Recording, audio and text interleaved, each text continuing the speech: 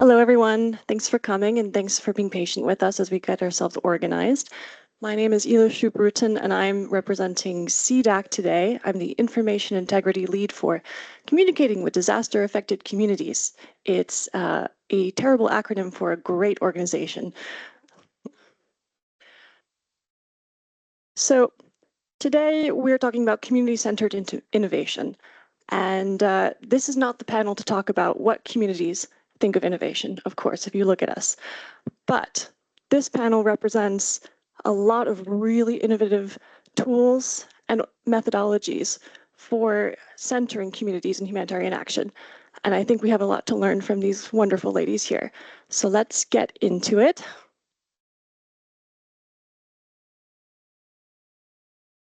Let's see. Okay, that stayed on. We also have someone joining us from online too. But I just want to preface what we're going to talk about.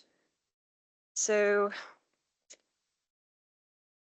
a few years ago, Eric Schmidt, the former Google CEO and advisor to the US government, wrote in an article, "Innovate or Die." And he explained that this tech mantra, already in 2023, had become a driving force in global politics. And we're living what's often called the fourth industrial revolution. It's the period where technological innovation is at the heart of a new chapter in human development. And advances in computing, data analytics, and biotechnology are reshaping political strategies and the way both governments and private companies compete and survive. Innovation isn't just changing power structures, it's transforming how people connect, work, and navigate daily life, and even fundamental rights are being redefined in this era of digital transformation. It's a shift that has become one of the most defining features of this century.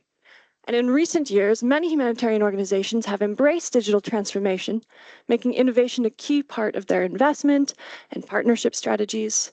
And data and digital tools are now deeply embedded in their operations and have become central topics in humanitarian law and policy debates. And in a sector struggling with a funding crisis amidst ever-growing need, competition for resources is fierce. And more innovation is seen as a competitive edge, making the warning "innovate or die" feel all too real right now. Innovation's not always a force for good. The vast amounts of data used to inform humanitarian responses can be exploited for surveillance, for example, putting vulnerable groups even more at risk.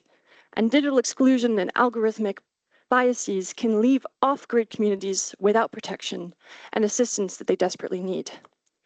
The humanitarian sector has, in many ways, adopted a FOMO approach, fear of missing out, to innovation. But in this space, rushing into tech solutions without careful thought isn't just inefficient, it can have devastating consequences for the very people we're meant to help.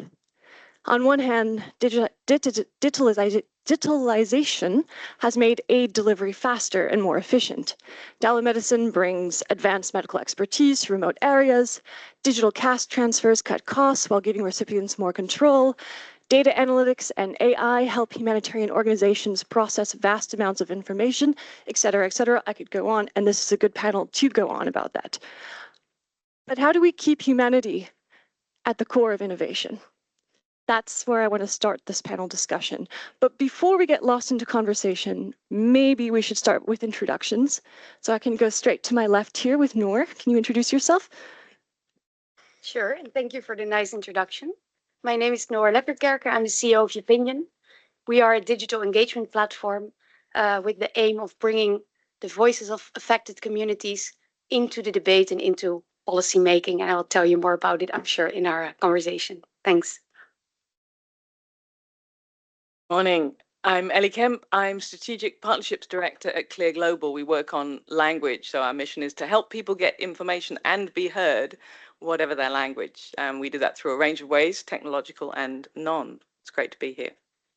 Hi, my name's Alex. I'm the lead for Talk to Loop, which is a small charity which enables communities to feedback on whatever is important to them at any time on any device or language that they choose is appropriate for them. That could be open feedback about the services we've received, but it can also be reports of fraud or sexual abuse, etc.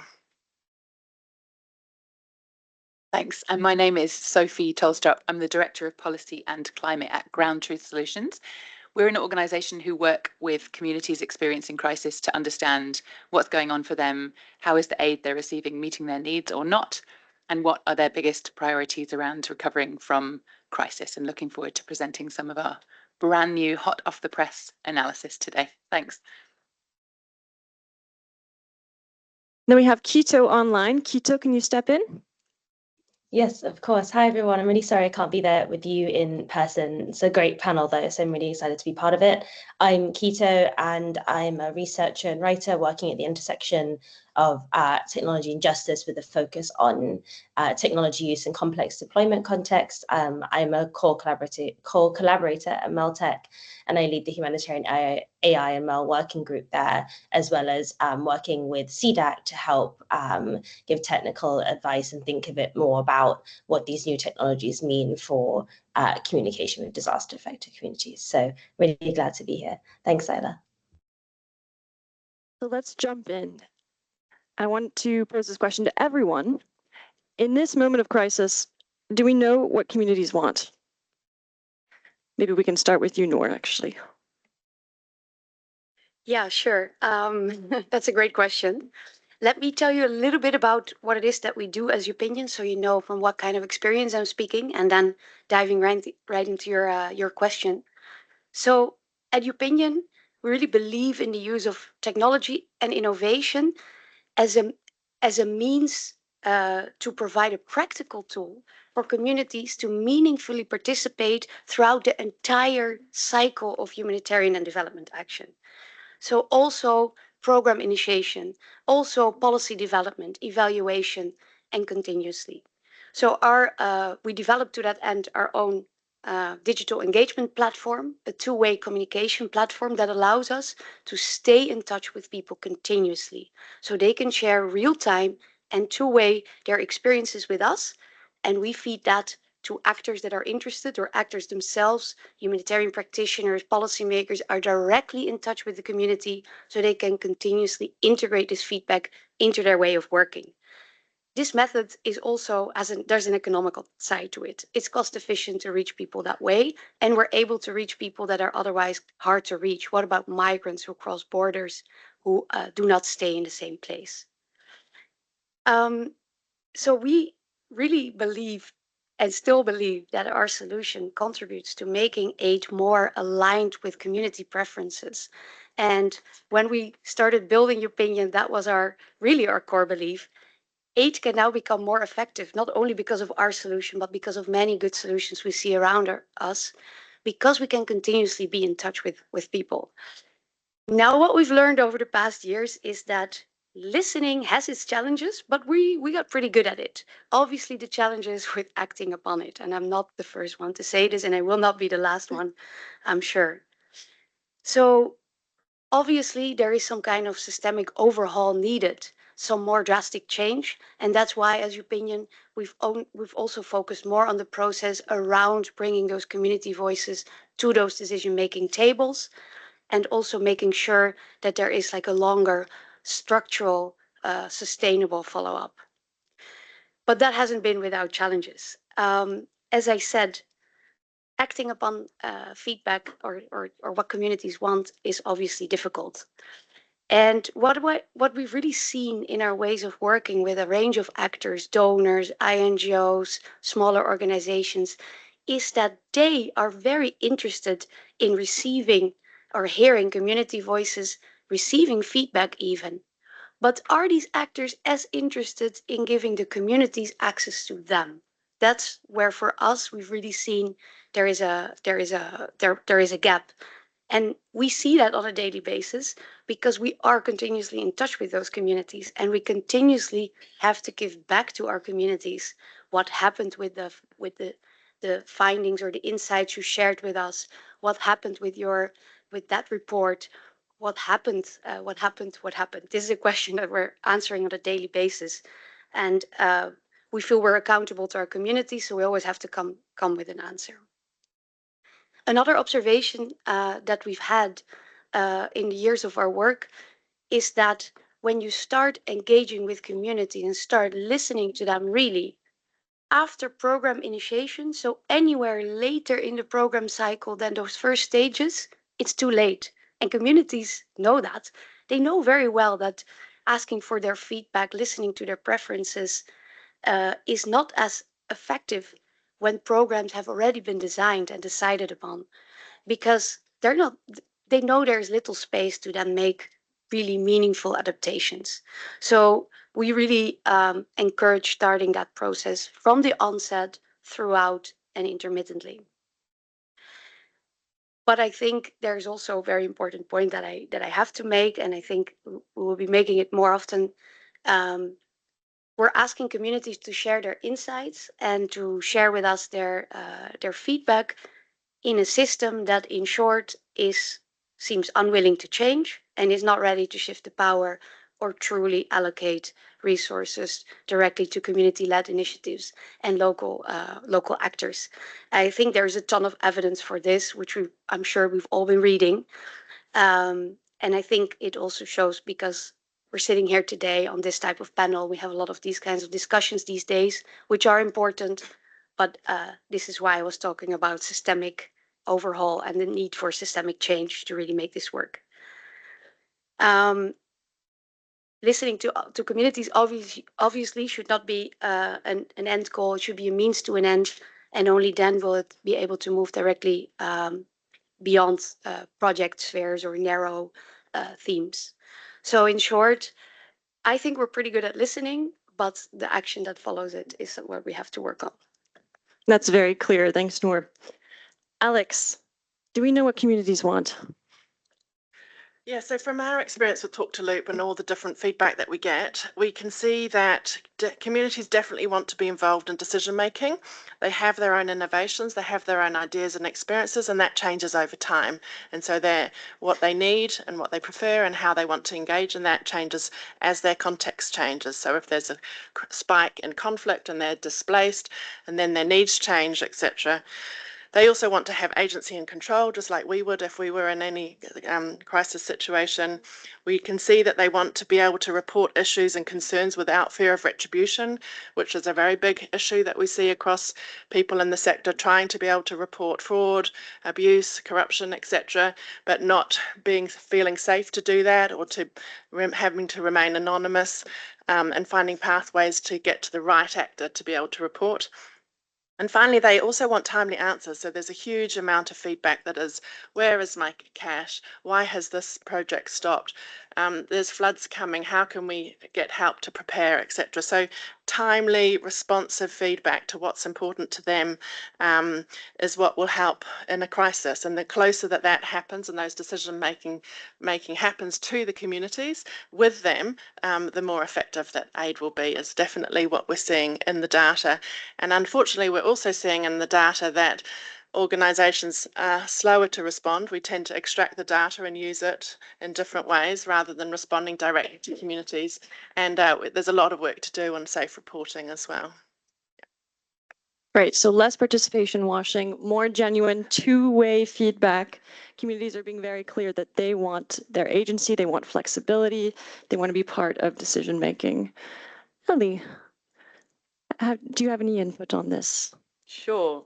I mean, I think we, as a sector, typically, we know that we're not always hearing from the whole community, and we have an English bias very heavily, as we can see by this English panel in a room of English speakers. In the sector, we're very heavily Anglocentric. We're also, when we bother to translate the strategies and thinking that we have developed in English from an Anglophone worldview into other languages, it's typically the other UN languages, and if you're lucky, Portuguese. And that little bubble we take with us when international organizations go to respond in other contexts. But language is power, and in linguistically diverse countries, certain language communities hold that power and certain language communities do not. So if you are, for instance, a Waha speaker in northeast Nigeria, chances are you didn't get much of anything of an education, particularly if you happen to be a woman or you're an older person or you have a disability of some kind. If you're going to do better if you're a Hausa speaker, essentially. And we are often not aware of those power dynamics, essentially. Who gets to the table, who gets heard, who's more likely to be at a disadvantage in an emergency is tied up with and is compounded by language barriers. So that it compounds issues of gender and age and disability. But because we're often not looking at that, and traditionally we haven't looked at that, I'd like to think that with a bit of a prod and some language maps from Clear Global, we're doing better in more recent years. And I know that colleagues here certainly are. But as a result, structurally, we haven't been as good at hearing from certain sections of society that are more likely to be the ones that are going to get left behind. And we know that this plays out in needs assessments, for instance. We did some great research in Nigeria, but you hear this reflected elsewhere, where you have a really carefully, technically developed needs assessment questionnaire with triangulation possible between all of the questions, etc. And it's developed in English, and then it's handed over to your enumerators, who are Hausa speakers, without any discussion of do you understand all of the words used? Do you all understand them in the same way? How would you translate that question into Hausa? Let alone any kind of language support for the majority of people in northeast Nigeria who are not first language Hausa speakers. How are you going to translate that? Do we have interpreting support? And typically we don't. And so there is a massive structural bias in a lot of our needs assessments as a sector when we don't take that language factor properly into account, when we don't support the people who are doing the actual data collection around needs assessments. We have a structural bias towards younger, better educated men from the dominant language group. And that means that the decisions on which program design happens, the decisions on which donors make funding decisions, so the basis on which donors make funding decisions is skewed away from some structurally disadvantaged sections of the population. And that can be that then gets into the feedback, of course, that we hear. It runs through the whole program cycle, and it can end up remaining entirely invisible. If we never ask the question about what is the language you prefer, or what is the main language that you use at home, then we'll never know who we're missing. And that can be amplified by technology. I know we're going to get onto that. And technology, in the way in which Talk to Loop, for instance, is using it, can also be part of the solution. Great. So in some cases, we don't know what communities want. And inclusion is something that we really need to examine, not only in this conversation, but whenever we're talking about tech. Sophie, I know you have opinions about how we assess what communities want, but I also want to ask you, why as a sector is this not our starting point, what communities want, and if we know it? I feel so strongly about this that I've just poured water all over the floor. Yeah, so as my fellow panelists were speaking, I had a kind of out-of-body experience and just thought, what if we were sitting at the annual conference of healthcare providers or of supermarket moguls or of transport providers? What a surreal question it would be to ask. Do we know what our end users want? Do we know what our clients want? I think the fact that we even have to ask the question at all, and the fact that, between this panel and elsewhere, other panels that are happening right now, we struggle to have a really clear and comprehensive answer to that, is a huge failing. And it's a failing not only for organizations like ours that are focused on trying to understand what communities want and need.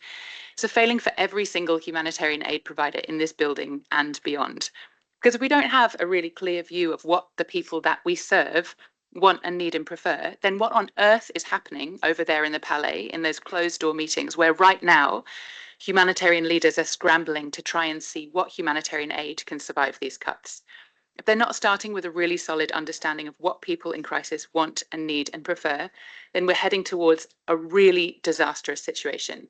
We already know, and I'm sure all of you are having these conversations on the side, that the decisions being taken in those closed rooms over there are about doing the absolute bare minimum, catching people when they're already falling off the cliff, getting the child when they're heading to the therapeutic feeding center, and abandoning all of that work to give that child's parents the agricultural skills and tools to farm in such a way that that child never ends up in the therapeutic feeding center. We're going to make some really expensive mistakes, and I mean expensive in terms of money, in terms of lives, in terms of livelihoods, and in terms of people's opportunities. So the fact that we're asking the question at all is a failing on all of us, and on all of us in this building and in this conference. So in terms of a more constructive answer, Ground Truth Solutions just last night, so this is perfect timing, published a report looking at the last 2 years of our data. So that's 34,000 interviews with people experiencing crisis across 12 countries over the last 2 years. And we tried to organize the data that we have in terms of what is it that people experiencing crisis want and need from this humanitarian reset that's going on? What do they need from the future of humanitarian aid? And just very quickly, we organized the data under 5 key imperatives. Number 1, as global response becomes less and less adequate for the problems it's trying to address, community-led response, mutual aid, takes on an even greater relative importance than before. So we need to figure out how to get the resources, the support, and the collaboration to those frontline mutual aid efforts that we heard about last night over in the Intercontinental Hotel that are happening all over the world. We need to do better at supporting community-led and mutual aid. Number 2, build a humanitarian response that's fit for a more violent and lawless world. So we hear from people across contexts that they feel more unsafe in their daily lives. As the consequences for breaking international humanitarian law dwindle into nothingness, we're seeing more conflicts, more attacks on civilians, more breaches of international humanitarian law. And we need a humanitarian system that can work despite that, that can keep people safe and can get assistance to people even when access is limited and when conflict is raging, as unfortunately it is in more and more countries. Number 3, and this is for me the clearest finding that jumps out, whenever we talk to anyone, no one is talking about food aid, no one is talking about getting clean water tomorrow. People, even in the midst of acute crisis, are thinking to the future. People's long-term aspirations are really, really important.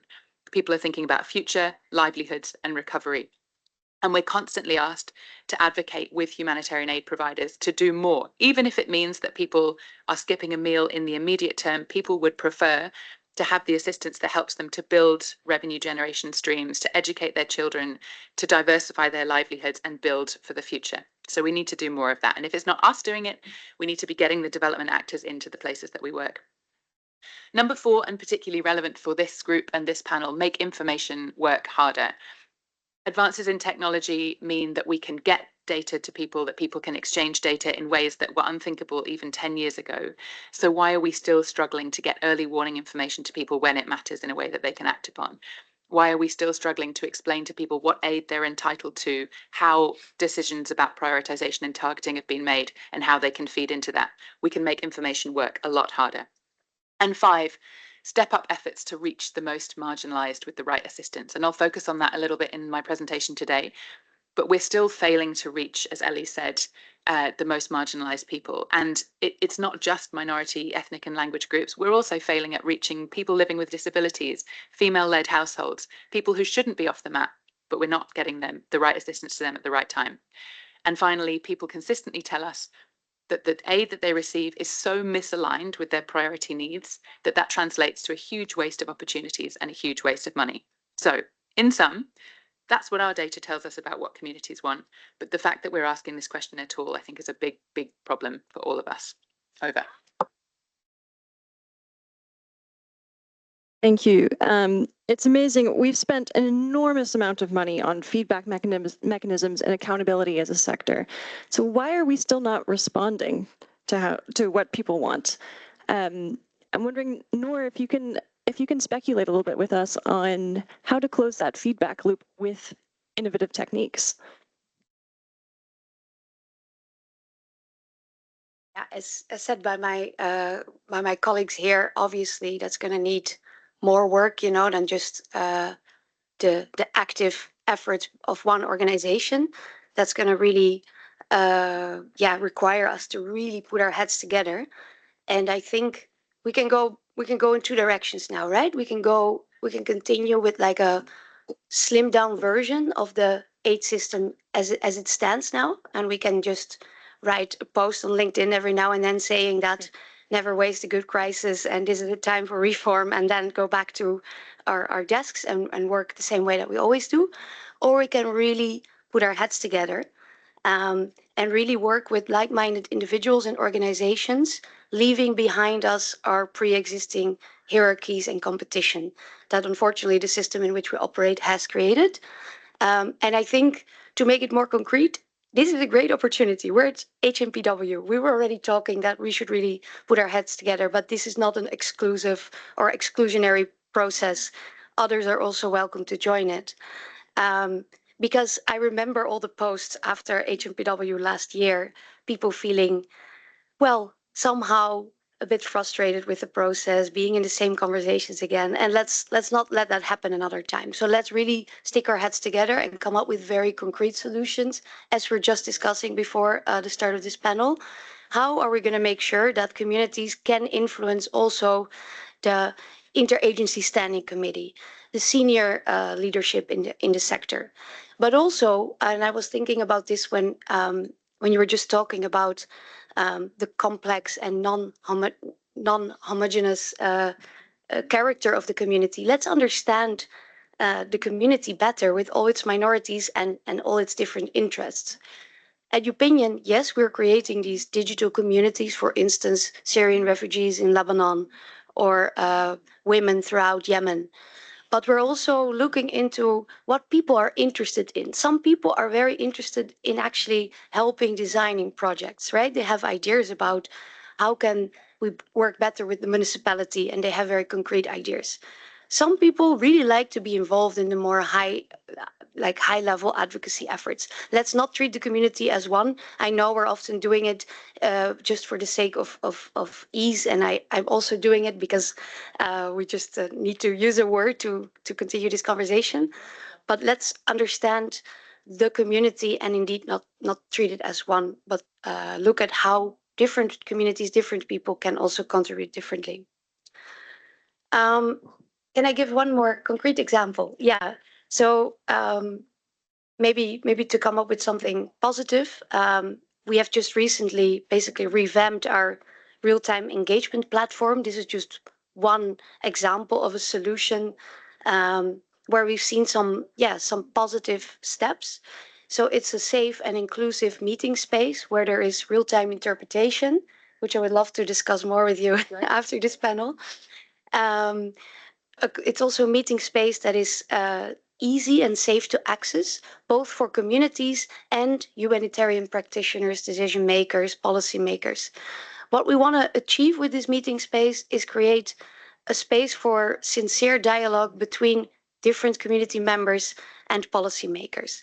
And yes, we've seen interest in that. We've had some very enriching conversations, for instance, between people working on, from the Dutch Ministry of Foreign Affairs, working on or now thinking on how to deal with Syria, with potential return to Syria, how to potentially support people that might want to return, how to make sure that this returns happens in a voluntary and dignified manner. And on the other side, some Syrian refugees who have very serious reflections and considerations right now. What happens if I go back? Can I go back? What do I need to go back? I don't want to go back, etc. So we do see interest in this tool. Of course, as said, we still need to make sure that those insights, findings still get plugged into the larger policy discussion, but it is a start.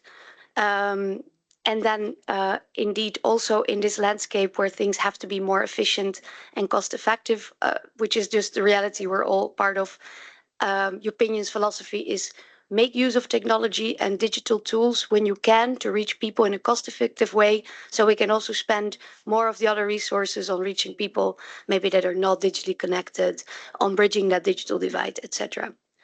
Thank you. As you're speaking, it reminded me also, while Sophie was speaking, it reminded me of the question, who's allowed to innovate? Who's allowed to make those risks? Who's allowed to fail?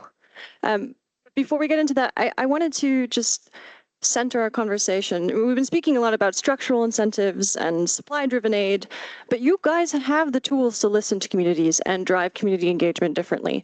And we have this political moment to shape community engagement differently. So what do you think the future will look like? Do you think there will be opportunities to plug in those insights into the larger system? And do you expect to be doing more community engagement with these existing tools or new tools? So look into the crystal ball with me for a moment.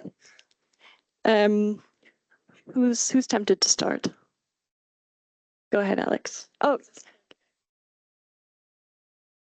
Quito, are you with us? Do you have any ideas about the future and whether or not we'll be using more tools or different tools or existing tools to do more community engagement? Yeah, I think there's kind of like maybe the future I would hope for, looking into the crystal ball, maybe the future that's potentially more likely given current trends, patterns, threads of discussion, and so on. The future I think we'd like to have, right, is a much better networked kind of approach to community participation, of which I guess technology can be one aspect of that, but certainly shouldn't be a replacement, right, for genuine, sincere interaction, engagement that can be carried through various conversations. I think the challenge with digitally mediated feedback is it still requires people to take it up and move it forward. That's the systemic issues, but that's also, I think, the advocacy pains and challenges, right? So it's not feasible or only the remit of like folks on the panel and their organizations to take forward this information, even though they are, but it's also critical that folks in the civil society space, the development space, obviously at HQ of given the current setup of the sector, it's necessary that they also take this forward, right? And have that inclination to feedback and create these kind of smaller and bigger nested loops of engagement. And that would be what I think we'd hope to see, is that to a degree, innovation is about making it easier for folks and meeting their needs, right? That if there are folks who have preferences to engage in technologically mediated ways, that we are designing tools that enable that. But we're not intending those tools to be a replacement for other forms of participation and engagement that we know are really important and that engender a lot of change, right? I think all of this kind of mutual aid communities that are increasingly being discussed are about being hyper-localized and hyper-connected to very specific groups, right? And then they feedback with one another to help create and figure out where funding should go, what kind of funding is needed, and so on, right? And in order to create something like that kind of scaffolding, I think that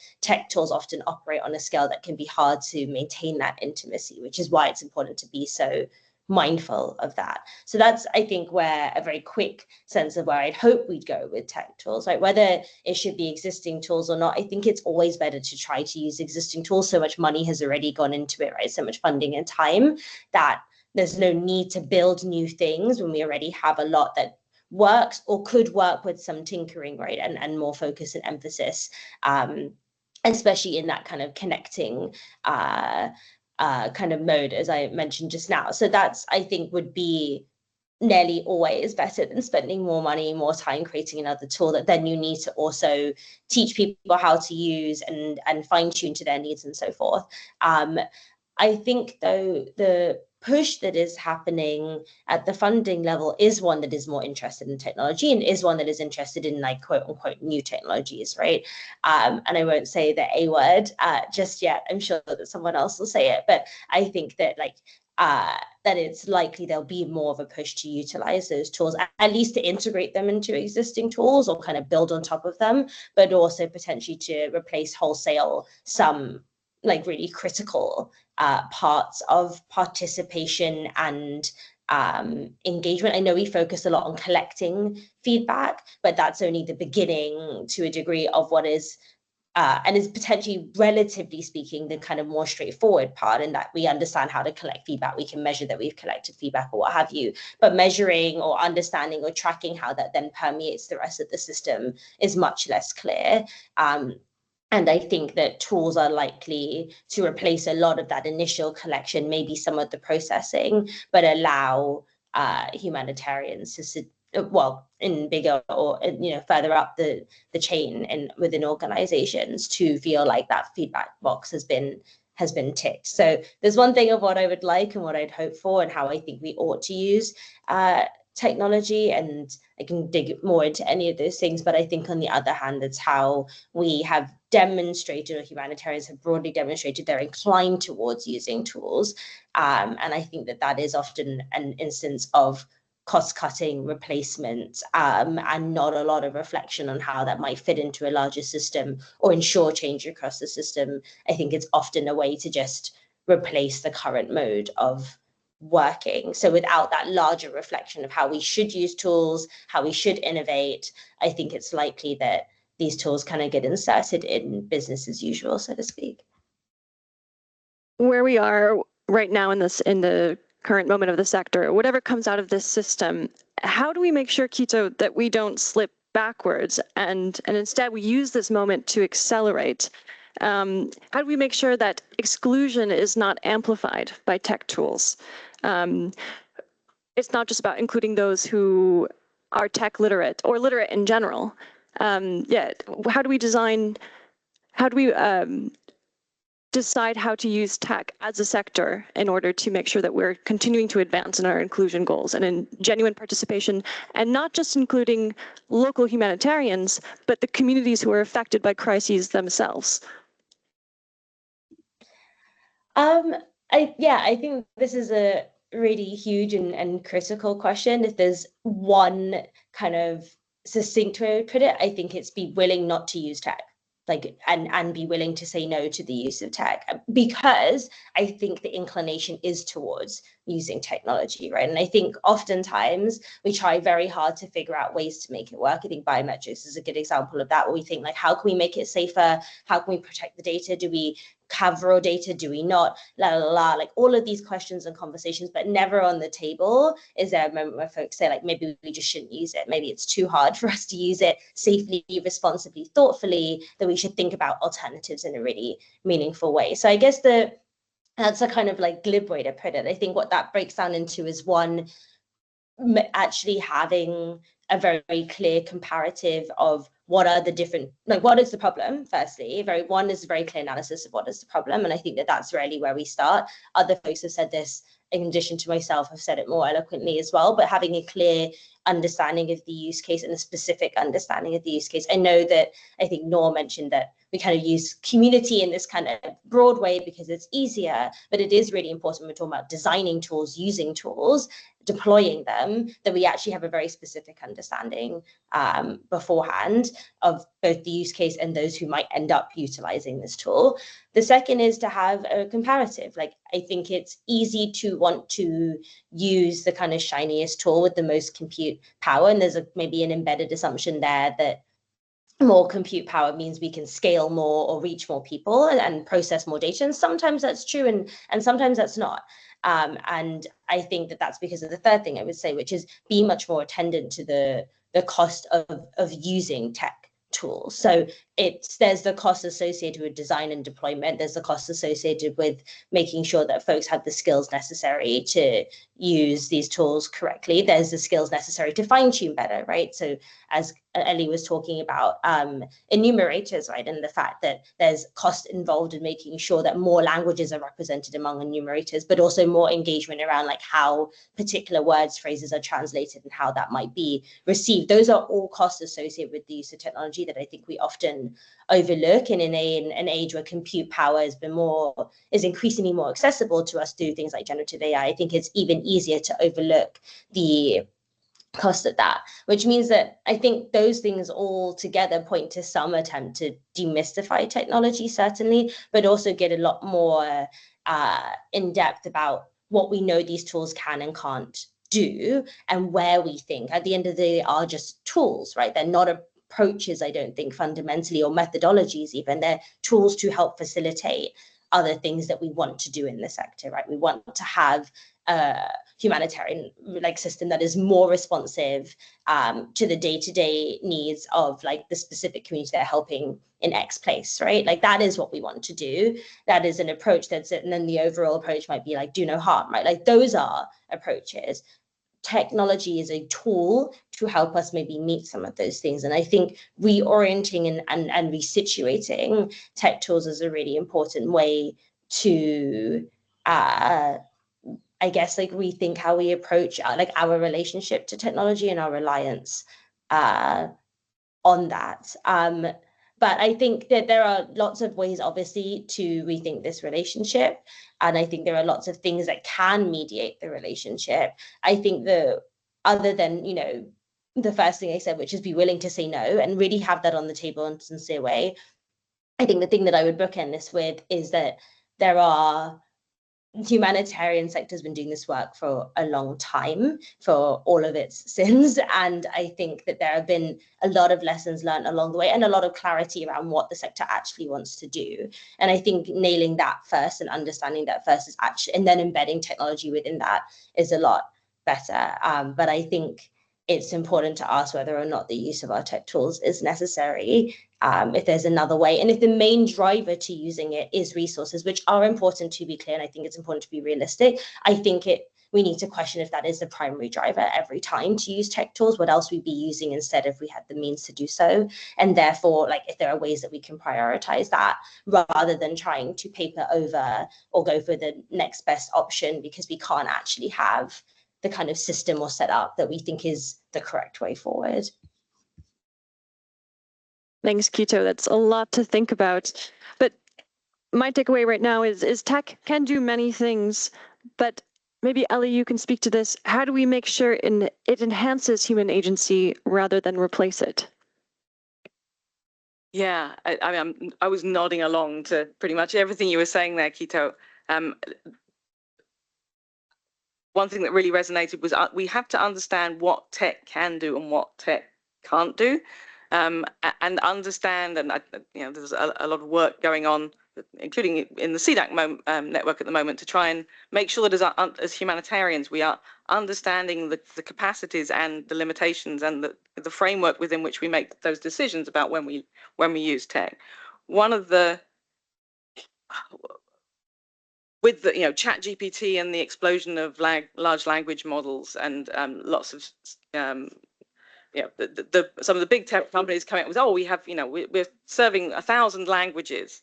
There's this idea that, oh, okay, well, language AI pretty much handles communication. And the reality is that is not, it's still very, very far from being the case. So, for instance, about 90% of the training data used to build language models is in English, English and another 16 languages. That's pretty small. When you consider that there are 7,000 plus languages in the world. So at the moment, we can't simply rely on a lot of humanitarians developing digital tools are finding, oh, actually, this isn't working. We're missing people. And structurally, this kind of outsourcing of the human means that human, who we're missing can very easily become invisible. So what we saw, we did a study with GSMA last year, and we were seeing that digital platforms tend to hoover up data on users, but they don't tell you who's not able to access it, for whatever reason, whether it's digital literacy, whether it's actual functional literacy, whether it's the language in which you're engaging, whether it's and that means that we can carry on blithely saying, okay, well, great, we've got this fantastic thing. We can give you the breakdown of what proportion of women are getting back to us and what the age groups are, but we don't actually know who we're missing. There's good stuff on co-developing with communities.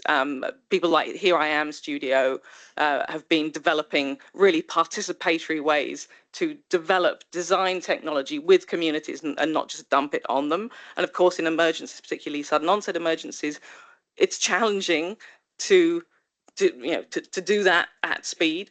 And often what ends up happening is that applications developed elsewhere are brought in and dropped.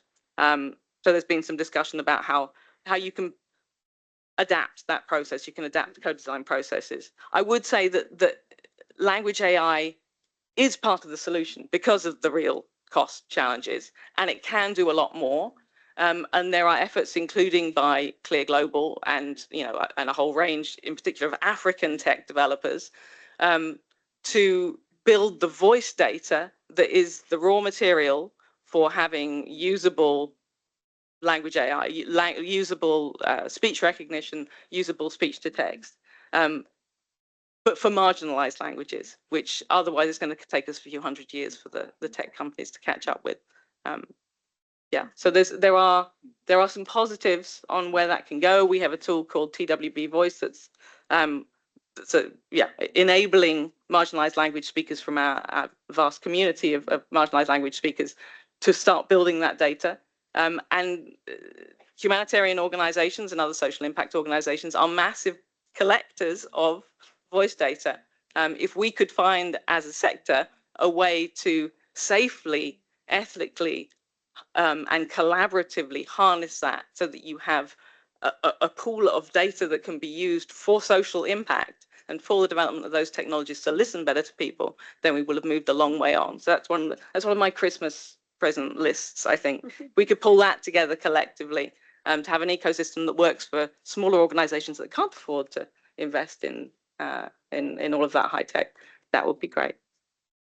I should mention that Ellie was on a panel last week. The panel was about innovation and co-design and had really great practical recommendations for how to genuinely involve people, affected communities right from the start and let them lead the way, and design programs that actually meet their needs and wants. But I want to ask, besides funding, where are the bottlenecks in having that genuine kind of co-design of innovation, innovative programs, innovative tools? I don't think it's just funding. I think there's also a sectoral philosophical problem. Who's willing to take that one on? I think a lot of the things that we've been talking about today is around top-down power structures, and we're not responding to communities because that's not where the money comes from. We put a lot of resources and human resources and time into reporting to donors who fund us to be able to do the work to serve communities. So a lot of the reasons or the questions that you've been asking is that it's a colonial upside-down structure. If the communities had the resources and were the ones deciding what services they wanted, we would be listening to them better, we would be responding to them much more quickly, and we would have very localized, contextualized, language-appropriate data to help inform that. So I think, the key and all of the reasons why we're not getting to where we want to be is the fundamental power structures that undermine the whole system that we're working in. At a bare minimum, whatever the humanitarian system looks like in the future, I think we can all agree that communities, and not just local humanitarians, but communities, must have a seat at the table. But maybe we can go a little bit further and ask, what if we let communities steer aid? So, Sophie, how radical can we be in this moment, in this crisis moment? I don't know is the answer. I don't know. As everyone keeps saying, and as we'll hear on every panel this week, the sector is in free fall. We're in crisis. If we're not going to be radical now, then when? I think, as others on the panel have said, there are two very distinct ways this crisis can play out. It can play out, as unfortunately we're already seeing, with power holders in the sector serving their own interests and taking decisions about what they can most easily provide and what continues to give them a seat at the table. Or we can completely flip things, as you've just very eloquently said, that the sector would look extremely different. I don't think there would be a sector at all if people in crisis were calling the shots. And if we were genuinely starting from a picture of people's needs and then pulling resources from the international system in a way that makes sense for them, the sector would look very different. I wonder if I could just flash through a couple of slides, just because we have this hot off the press data. Is that doable? No. Thank you very much. Yeah, I just want to give a quick snapshot of where we are now. So the kind of headline question for the panel is, how successful have we been in shifting the power, or how are we doing on shifting the power? Something that all of these organizations are working on. And the approach I'm about to take is going to be basic, but for me, this moment, this crisis, is the acid test of how we're doing. And I just want to give a quick scorecard based on the evidence that we pulled together. No worries at all. I'll get slowly started. So the first couple of slides I had prepared were on the scale of the cuts, which I'm sure you don't need reminding of. Let me just flash through them really quickly. The point of reminding you of the scale of these cuts is to say this is a real thing. The sector is really in free fall, and this is really a moment when things are going to change one way or another. So already pre-cuts, massive and growing gap between needs and resources. The scale of the cuts, the US cuts, we don't know. It's still all panning out, but we are working with a figure of up to 13 billion from the US alone from 2024 to 2025. And in the bottom, you can see different countries' reliance on US funding. We all know we're all very exposed here. And of course, all donors in one way or another are slashing aid. We've done some quick finger in the air calculations to say that we're looking at a 1.5 billion reduction from non-US donors in 2025. And as we know from the Netherlands, the UK and potentially Germany and others, there are bigger cuts in the pipeline to come. So this is a real crisis that we're in, and we really need to work differently. And I think in this real crisis, we have the acid test of how we've done in shifting the power. So if we're not taking these decisions about cutting from the perspective of people in crisis and what they need and prefer, as discussed, there's going to be a lot of waste of money, waste of lives, waste of livelihoods, waste of opportunities. So how are we doing? Looking at the last 2 years of data, pre-cuts, we can see 4 things. 1, international aid, as currently construed, is not coming close to meeting people's basic needs. We asked people across 12 countries, is humanitarian aid meeting your basic needs, meeting your most important needs? And you'll see, on average, most people said no. That's for a number of reasons, but I wanted to pull out this quote from Somalia, which is that the top-down exercise of ticking the box and saying, yes, we've done some fake science and we deem your needs to be met, is very, very different to how people experience their own needs. And after 3 years of drought in Somalia, agencies were still handing out one $30 transfer and ticking the box. And as we heard loud and clear from Somalia, that is not even a drop in the bucket compared to what we've lost. This isn't helping us at all. At the end of the week, the money is gone. We're back in the same precarious situation. Number 2, I think, and maybe most relevant to this group, we know that aid is not getting to the people who need it most, and that there are specific vulnerable groups who consistently lose out. And we've heard a lot of that on this panel, in particular from Ellie, about who those groups are. And maybe, Ellie, to your point, there are people who aren't even involved in these surveys who are losing out, who we don't know about. But communities themselves say you're targeting to the wrong people. A quote here from Sudan: why is it people who are healthy and able to go and get a job getting money when people living with disabilities and elderly people are missing out?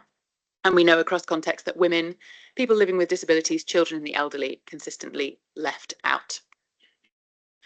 3, we know that there's a really significant mismatch between what people say are their priority needs and the aid that they're receiving. It's maybe unfair to use South Darfur as the example here, because access constraints mean that getting any aid to South Darfur has been really difficult. But let's use it for the sake of argument. You'll see that people are telling us loud and clear food is their primary need. And what are people receiving? People are receiving buckets and blankets. It's maybe a stereotypical example, but we see this across contexts. What people are getting and what people need are misaligned. And that is our most basic duty as humanitarians, to understand what's needed and deliver those resources. And we're not doing it. 40% of people we spoke to in DRC say they resell the aid that they receive to get something better. Not a surprise to anyone in this room. And also from DRC, I pulled out this quote because it keeps me awake at night. This is a community in really dire need. To our surprise, they gave us mosquito nets. We didn't need them. We had nets from the last intervention. This community was saying we need healthcare and we need food, and they were getting mosquito nets again. That's really basic. And then finally, people still don't have a meaningful say in the assistance designed to serve them. So the chart on the left shows how many people have fed into decisions around the aid that they receive. And the chart on the right says, if you have provided feedback, how great is your trust that that feedback will be acted upon? And I think we can see that that's not working. So these are 4 really basic indicators, which for me, as an acid test of how have we shifted the power at this critical moment, give us a resounding no.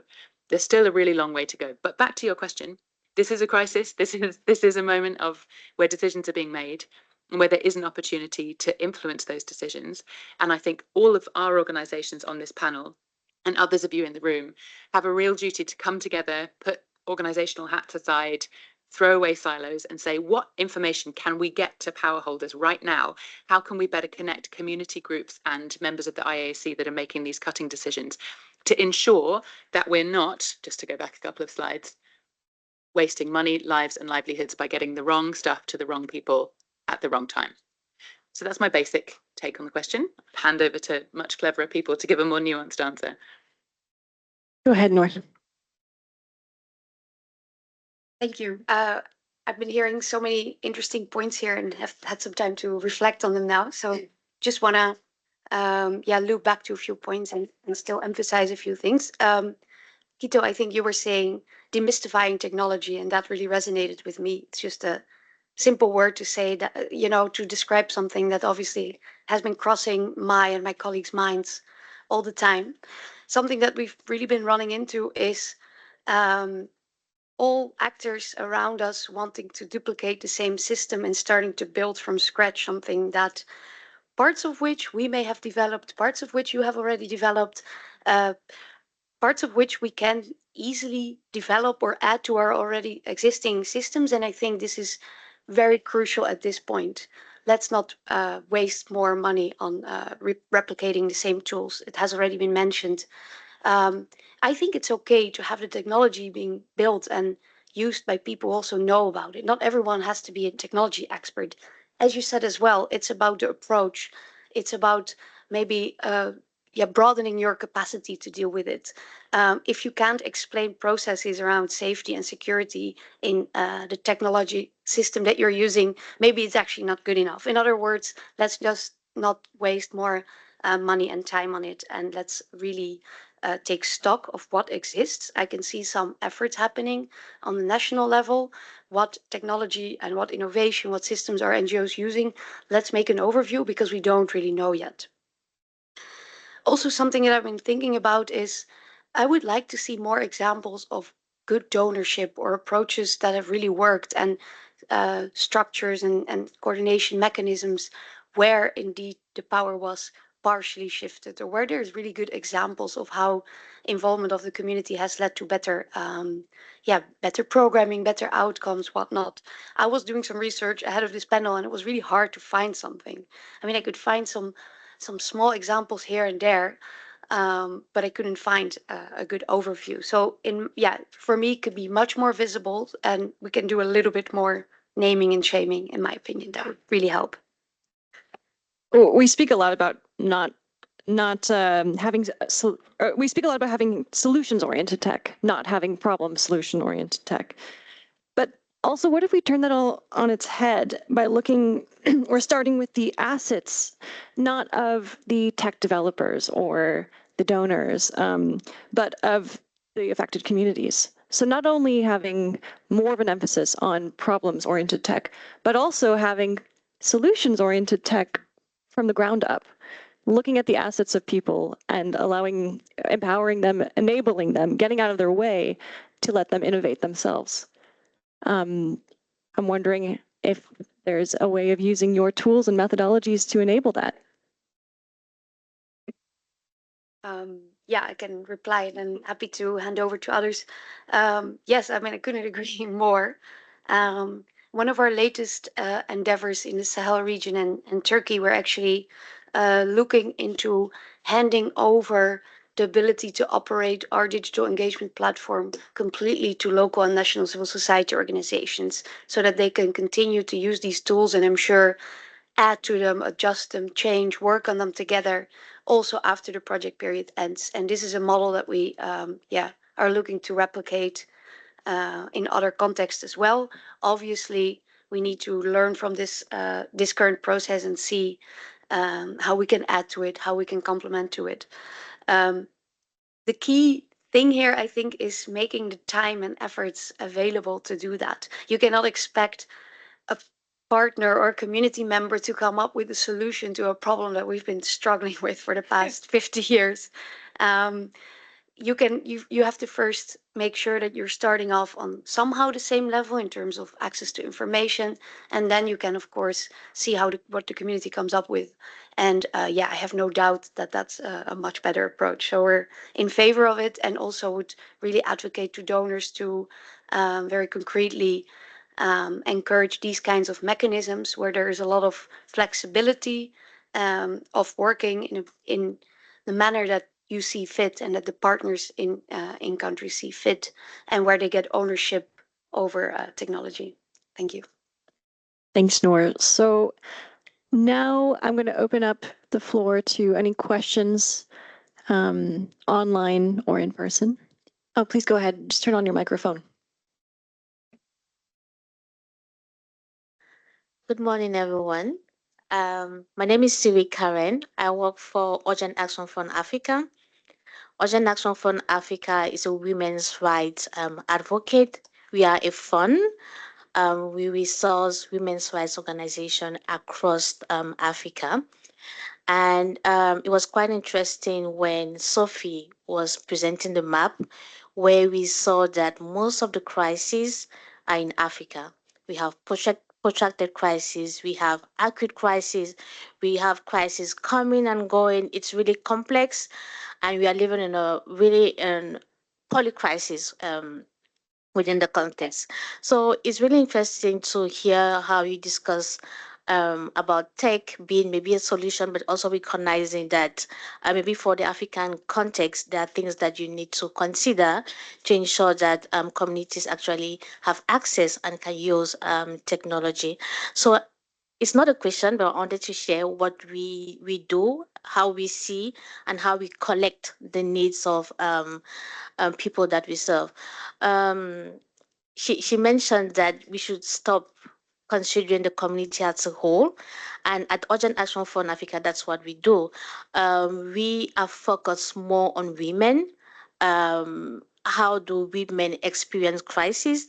Because we know that in crisis, they are the ones that bear the brunt during crisis, be it political, environmental, and everything. So they are the ones who actually bear the brunt, and they're the ones who are at the forefront of responding to crisis, even before the humanitarians actually intervening. They are the ones at the forefront. So what we are hearing, what the need actually, because the question was, what do communities need during crisis? So from our own perspective, what we are hearing is that when we look at women's rights organization, usually they are the women's rights defenders who are at the front line. So some of the things that we are hearing, which is really quite different from what you have been sharing lately during the panel, is that women's rights defenders want to have access to more protection mechanism. For instance, take for those who work in the climate area, where they work against extractivisms. They are the ones who are mostly killed from corporate or mining companies because of the kind of work that they do. So women human rights defenders are requesting for more protection mechanism that they don't usually need. They are requesting for more sustainability of their activism, and what they are requesting for is more around healing spaces. Because having been in a context of crisis where you are at the forefront of responding for a long period of time, you start feeling depressed, you're burnout, yeah, you're isolated from your family. And so there is a lot of call around curating healing spaces for women human rights defenders. That's how they can sustain their activism. We also are receiving from the people that we serve, they want more access to decision-making spaces. Sophie spoke about that, and Ellie also spoke about the fact that they can have access, but language continue to be a barrier. For instance, in this hall, there is nobody representing the community. There's no one speaking from the perspective of what they actually are living within the community. So that's also something that they are requesting for. Visa issues continue to be a problem for women in Africa to actually access these spaces. So yeah, I wanted to just bring that aspect of the community not being just one person, but also looking at those who are pushed at the margin, the women with disabilities, marginalized women from indigenous groups. Yeah, we are also then centering their needs and really putting forward to people who are then developing the tech tools, so that is quite inclusive of the people that actually need them.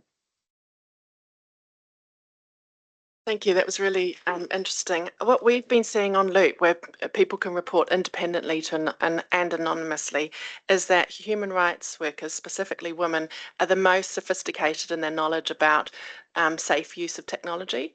And so they are often know in this particular context, in the area that I'm working on, this is a risk to me, where my data goes in this specific area is a risk to me.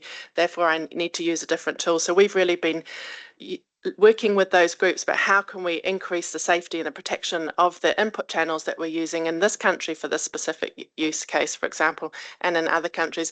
And we've seen human rights groups, specifically women's group, designing and developing very specific communication channels which are safe based on their specific risk factors. And I think that's been really amazing innovation that we're trying to learn from and increase the safety of the use of Talk to Loop, for example, among others.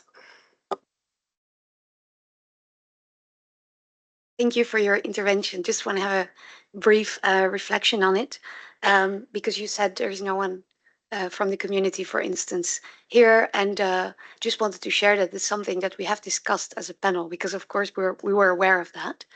And personally, from the opinion side, we actually brought the community directly with live interpretation, so they could speak in their own languages from different countries that we work in, Syria, Yemen, Lebanon, into a HNPW conversation twice. And the reason that we've decided to not do it right now is because we cannot give back something concrete and tangible enough after this conversation.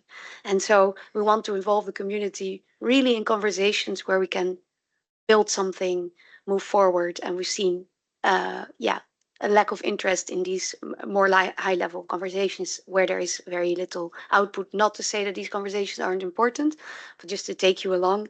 And so I guess we've decided as the panel to speak from all the experiences and barriers that we come across in our daily work. But obviously it's important to have a community member.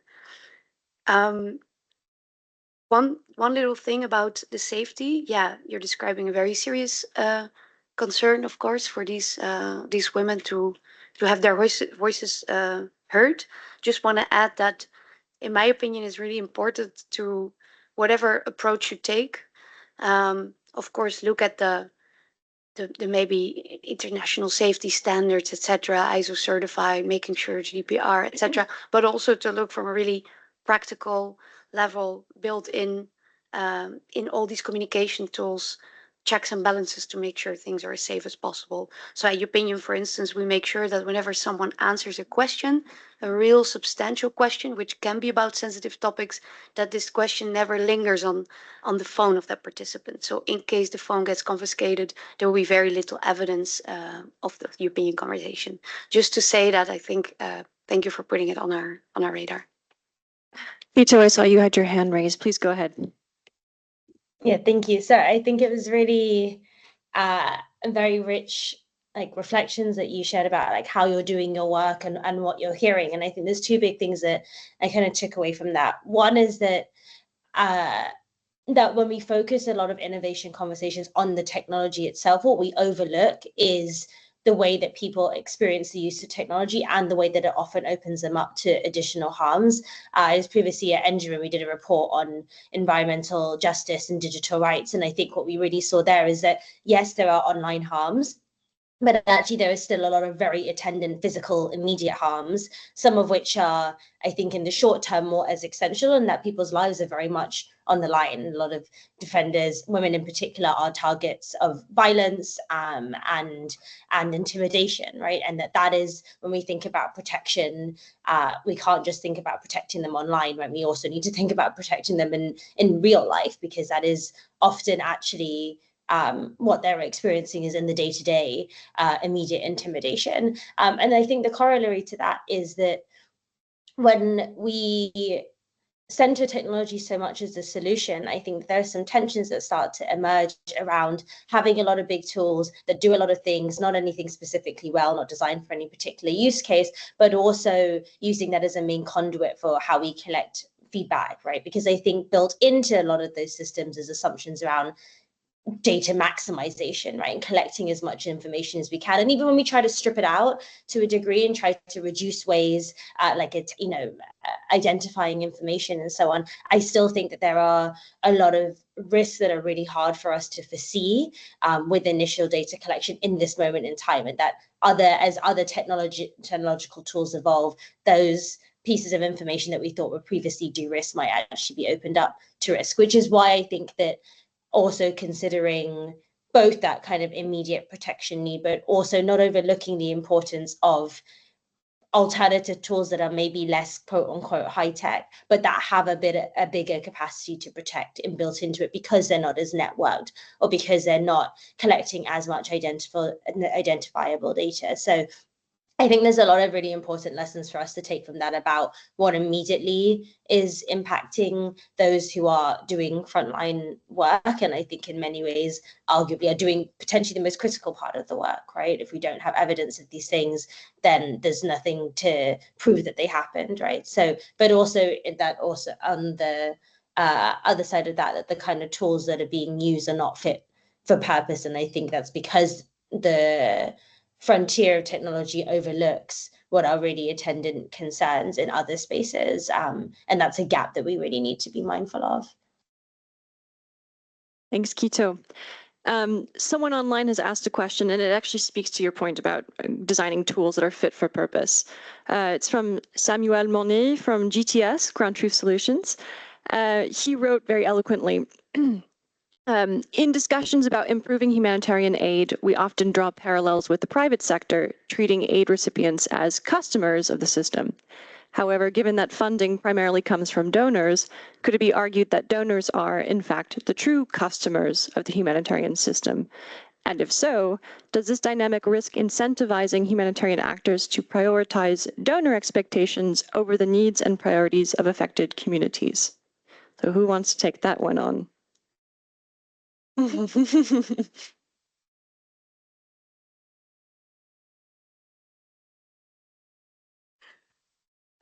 I'm reminded of the expression, there's no such thing as a free lunch. If it's free, then you're what's for dinner.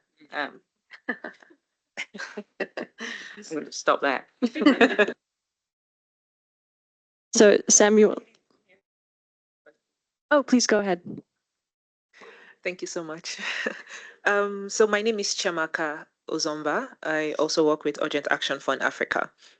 And so I would start by saying, okay, yeah, Alex and Sophie has started up on this, and it's just to call us to begin to, should I say, interrogate why we do what we do. So starting with, for instance, what is the, would I say, reason for the quest for understanding the needs of communities? So are we doing it because, okay, so this is what you said, and this is what we're going to do? Or are we doing it because we actually want to work with communities as partners? So even going on the conversation that we're having, seeing them as people who need something, also forgetting that they understand their realities and their context, right? And they can equally provide the solutions that that is needed, and calls to the importance of working with local groups, local community groups, initiatives, collectives, however they are formed. Yeah, and listening to them, right? So listening not for the sake of listening, but listening for the sake of working with them. And based on your research, you said like the needs of the communities. You see some talking about need for livelihood and economic, and then there's the other aspect of food. And that calls to mind that, yes, some organizations, okay, this is what you need, and this is 50% of this said this, so this is what we're going to do. But then forgetting that, as you have all mentioned as well, that even in communities, they're not homogeneous, right? My needs are different from the needs of my neighbor. So why should there be trade-offs? Why should it be one over the other as opposed to, how do I put it, doing these things collectively? So not a versus, but an addition to each other. And I know this might be difficult, right? In a very, should I say, utopian space, right? It would be ideal, but this then calls for the area around collaboration. So if our interest is for the community, then it shouldn't be about what my organization is doing and then taking the credit. It should be about how we can work together to do what is best for that particular community. So if in terms of collaborations, whether it's mutual aid or whether it's crisis response networks, but we're doing this collectively to be able to meet the need of that community. And so this is something that we continue to learn as an organization, as Urgent Action Fund, because of our, like, would I say over 20 years of experience working in crisis response, right? Supporting communities and giving them the resources that they need as opposed to coming into the space and doing it. And this is what we've seen that works. And would I say maybe, and then also the willingness to listen and learn. And it's very important that we continue to interrogate the power that we hold, whether it's as humanitarians, as funders, as and willing to share and shift. So this is something, would I say, that I am encouraging for humanitarian actors to also embody and adopt. And there were conversations that you mentioned where we were yesterday, as well as some conversations I've heard that when oftentimes, as I said, these groups are at the forefront, right? But then when the big organizations come in and they're relegated, as opposed to working with those structures and those networks, and then after you leave, and in case of protracted crisis, what then happens? So yeah, this is just to bring that. Thank you. Yeah, thank you. You've really beautifully captured a lot of I think, the points that we were trying to get at today in the panel. And before we have someone respond, I just want to say I really love your question too, because I come from an anthropological background. And so for me, it's all about context. And I wanted to bring up that yesterday in an AI for Good conference, someone made the comparison of pointing to the importance of having doctors who are trained for years to understand things deeply and contextually. But they also run tests, and we can compare those tests to data extraction, to understanding systematically through people's consumption habits, through scientific methods, top down. But we also still need those doctors, and those doctors should be running the program. So what would happen if we really listened to communities? I guess I'm throwing the question that you've more eloquently said back to the panel. I'm not going to answer that one, I'm afraid, but just quickly in response to your comment. Yeah, it's a great point. And as you say, it came out really strongly in the event yesterday. One thing that really jumps out of our research at Ground Truth Solutions is exactly that. Community saying, what do you guys think we're doing until you come along? We're not just sitting there waiting for humanitarian aid. This afternoon, I'm on a panel about anticipatory action, community-led anticipatory action, and we worked in Chad and Nigeria with flood-affected communities, all of whom told us we have a whole plan in place. Like, as soon as we see the first indications that there's a flood coming, and that's both meteorological information when we can access it and traditional forecasting methods, the whole community goes to work. We have a whole method. We put sandbags in place. The women are cooking meals to make sure that the workers have enough to eat. We have community-based anticipatory action that happens. And then often when external support comes in, they completely ignore what's happened. They duplicate it. They do something different. It's disrespectful and it's frustrating. We had exactly the same or similar feedback from Gaza, with people saying, you know, when international actors couldn't access Gaza, couldn't get aid into Gaza, they couldn't get enough of talking to us, of listening to what we had to say, of trying to support our efforts. The minute they got access, they rolled in, they didn't talk to us, they gave people whatever, and then they rolled out again.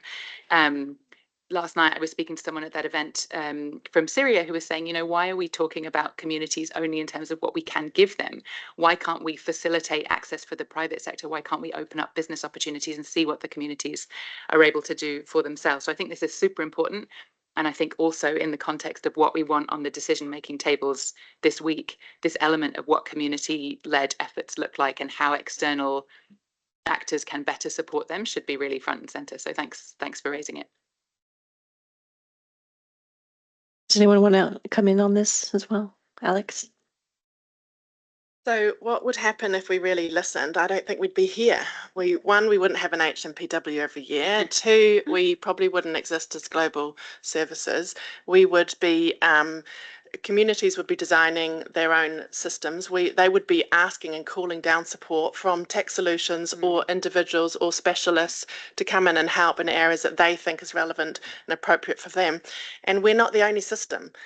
We talk about the sector as falling, but we are one of many sectors in an individual community's environment. So we often have feedback about the government, local ministries, what's happening there, human rights actors, a whole different sector, development, etc. And so it's all overlapping, and it's all a part of one human, one community, one family's experiences. So we wouldn't have silos in that way. The silos would be contextualized around different needs of communities. So things would look very different from my perspective. We only have a few minutes left, so if anyone wants to make a few closing statements or share some final thoughts. Kita, we haven't forgotten about you. Oh. She's forgotten about us. Go ahead. Yeah, I also just wanted to quickly respond to you. Thank you for your comment, and I'm seconding what has already been said. But one example came to my mind where I was quite impressed by when talking with our community in Lebanon, Lebanese people, Syrian people, about needs and their understanding that aid is limited and has to be divided, no matter how you put it, that there was actually quite a lot of understanding that obviously some people are more vulnerable than others. So also let's not fall for the narratives that people with political agendas are imposing on us, that communities will or individuals will want to grab as much aid as they can for themselves, because indeed there are pre-existing relations in those communities that we are only starting to grasp maybe, but that play a role. Yeah, your story, Sophie, also reminded me of another project that we're going to be engaging in the coming years, linking up all that scientific evidence that is now being collected around climate change and capturing local practices to deal with climate change, which have been ongoing for years, obviously. So I was just thinking that it's really important that we don't only ask communities, what would you do, but what have you been doing in the past years? Thank you.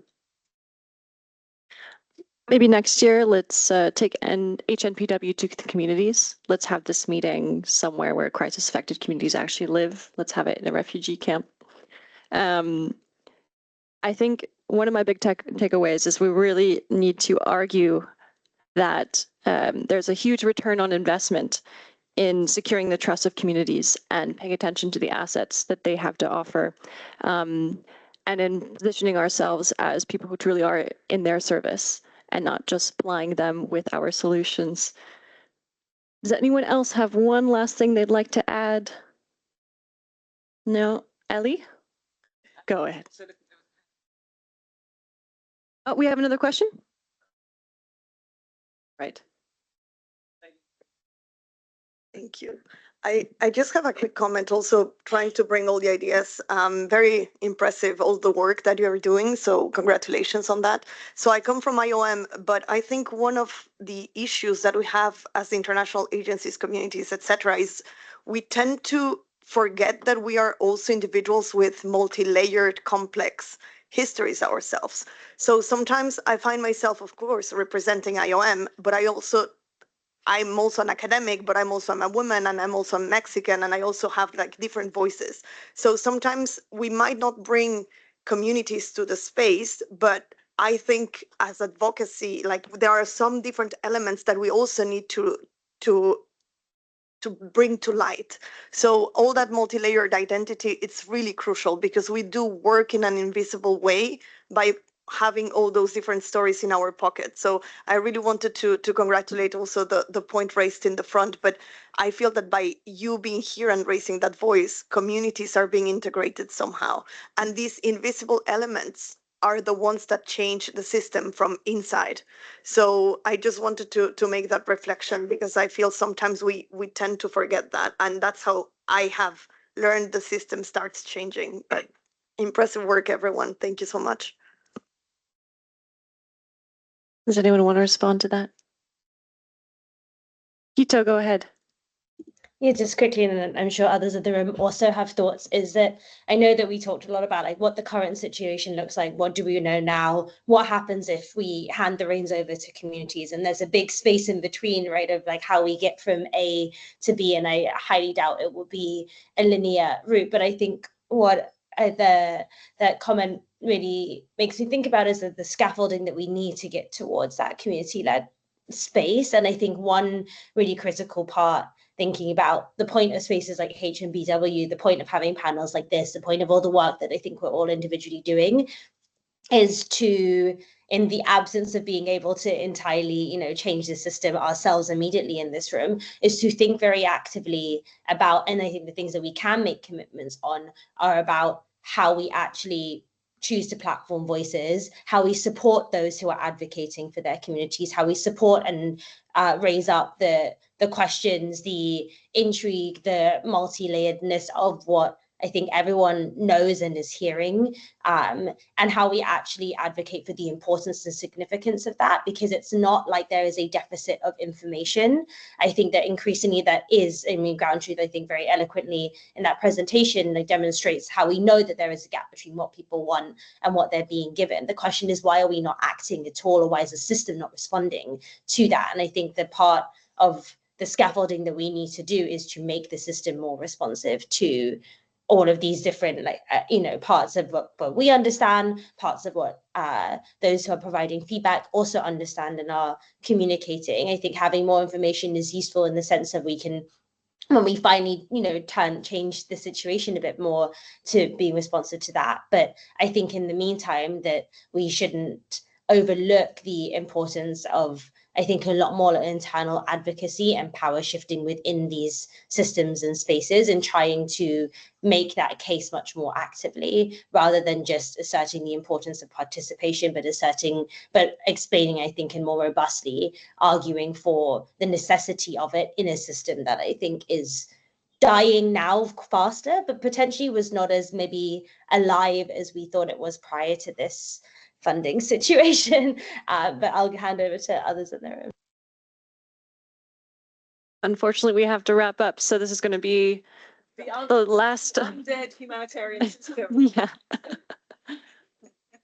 All right. Thank you, everyone, so much for joining. I think we have a lot of food for thought now.